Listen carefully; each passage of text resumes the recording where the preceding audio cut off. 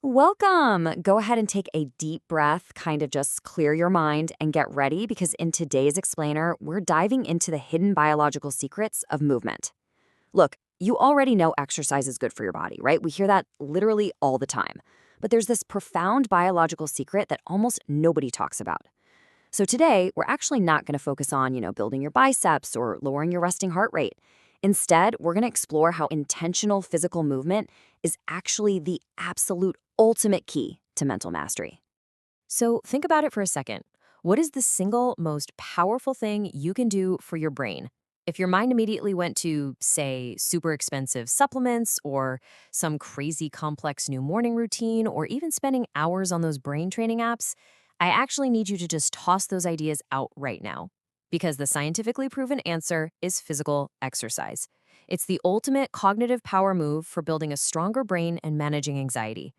But here's the catch. The exercises that work best for your brain aren't necessarily the ones most people assume. To break this all down, we're going to level up your brain in 3 escalating tiers today. First, foundational moves for growth. Second, rhythm and flow techniques. And finally, advanced mental resilience training. Let's jump right in.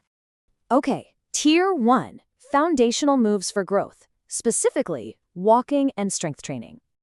Let's start with walking. It is super simple, and hey, it's totally free. When you walk, blood flow to your brain actually increases right away, and that triggers the release of this really vital protein called BDNF, or brain-derived neurotrophic factor. Now, scientists literally refer to this stuff as miracle grow for your brain. And why is that? Well, because it actively stimulates the growth of brand new brain cells and strengthens your existing neural connections. In fact, research from the University of British Columbia shows that regular walking physically increases the size of your hippocampus, which is the exact region of your brain responsible for memory and learning. And to get all of this, all you need is a simple 20 to 30-minute daily walk. Try to do it outside, and honestly, if you can, leave the headphones at home. Just let your brain process the environment while it gets bathed in that miracle grow. And if you need a little more proof on how powerful a simple walk really is, just check out this staggering statistic from Stanford, 81%. Their studies show that walking boosts your creative thinking by a massive 81%. And that cognitive boost, it happens both while you're actively out there walking and for a short little window of time right after you finish. So if you're ever stuck on a really tough problem at work, the absolute best thing you can do is not just stare harder at your monitor. It's to stand up, get outside, and go for a walk. All right, now let's completely reframe our second foundational move, strength training. Most of us think lifting weights or doing body weight stuff or even using resistance bands is purely about, building physical muscle mass. But let's talk about what your brain knows it does. Resistance training triggers the release of IGF-1. This is a vital growth factor that actually crosses directly into the brain and stimulates neuroplasticity. Because of that, studies consistently show that people who regularly strength train have significantly better executive function. We are talking about a direct biological trigger for your brain's ability to plan, make really clear decisions, and solve complex problems. So the really crucial takeaway here is that lifting isn't just about physical power. It is heavily tied to your emotional resilience too. Just look at this number, 30%.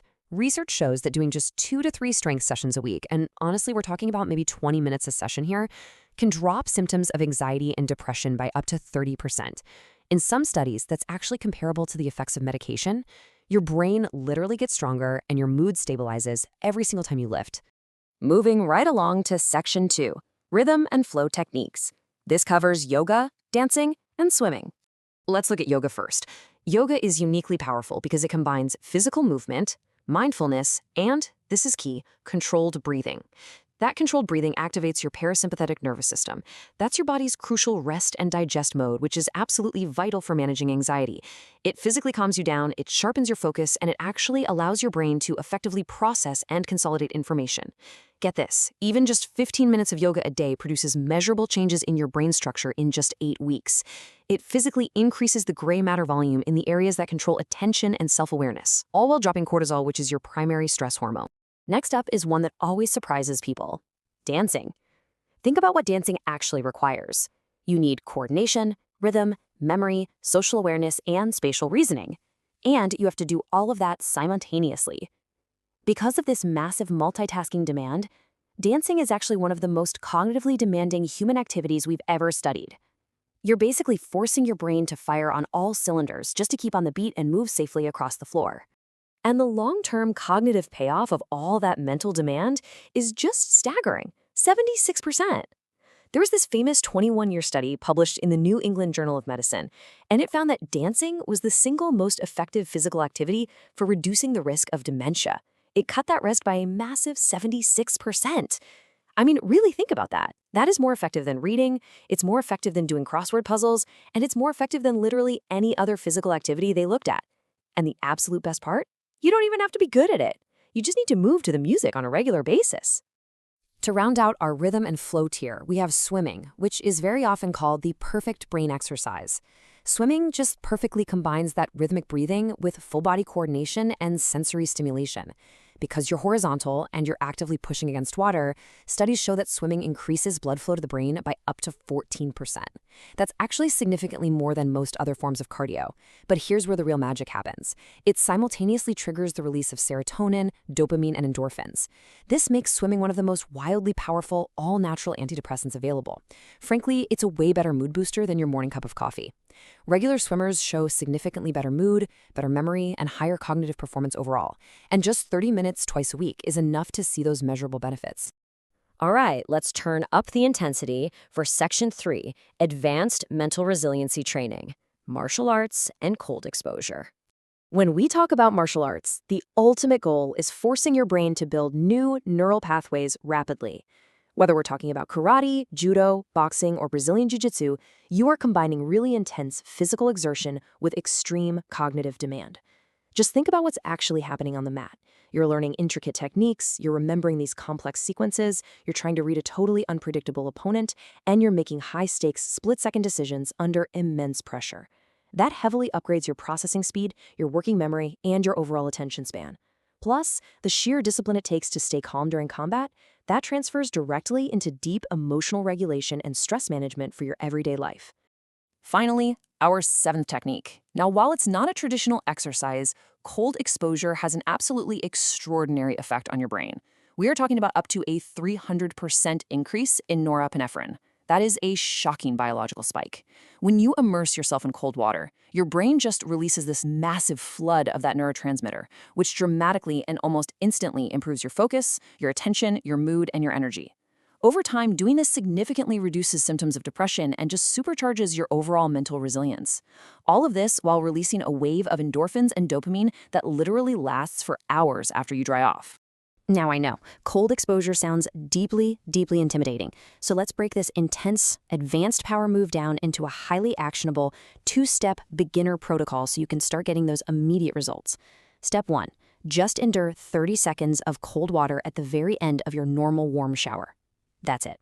Just turn the dial, stand there and count to 30. Step 2, build up your time gradually as your tolerance naturally improves. I promise you, your brain is going to feel the difference instantly. And that brings us to our final section, choose your daily practice.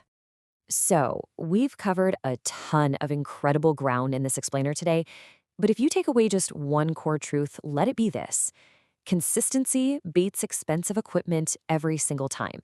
You really don't need a fancy gym membership, you don't need complicated gear, and you definitely don't need a magic pill to build a stronger brain and manage your anxiety. Your brain gets stronger, sharper, and far more resilient every single time you choose to move it. So here's my question to you. Which power move are you going to commit to for the next 2 weeks? Are you going to take that 20-minute daily walk without your headphones to soak your brain in Miracle-Gro? Are you going to hit the weights to boost your executive function? Or maybe, just turn on some music right now and start dancing to drop that dementia risk. Pick your first technique today, stick to it for just 14 days, and begin your own path to true peak mental performance. Thanks so much for learning with me on this explainer, and I will see you next time.